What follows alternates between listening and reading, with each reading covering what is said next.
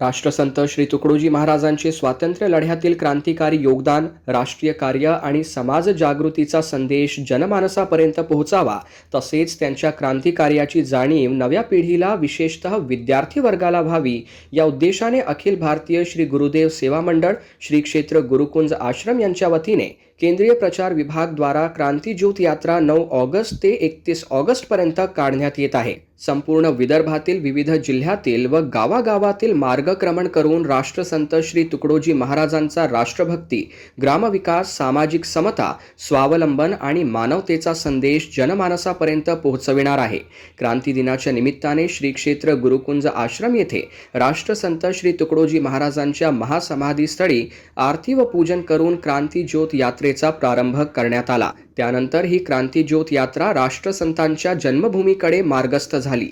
राष्ट्रसंतांची जन्मभूमी असलेल्या यावली शहीद येथे जन्मस्थान स्मृती मंदिर समिती, शहीद स्मारक समिती, श्री गुरुदेव सेवाश्रम या ठिकाणी क्रांती ज्योतीचे प्रज्वलन करून या यात्रेचा शुभारंभ करण्यात आला।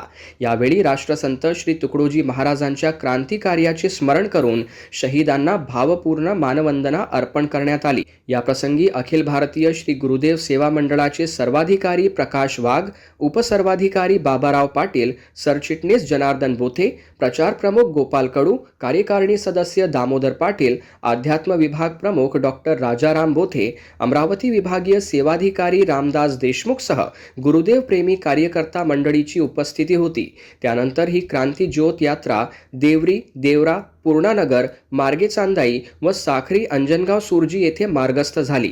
या यात्रेचे वैशिष्ट्य म्हणजे ज्या ज्या ठिकाणी ही यात्रा पोहोचणार आहे त्या ठिकाणी वृक्षारोपणाचा संदेश देत पर्यावरण संवर्धनाची चळवळ गतिमान करण्यात येणार आहे।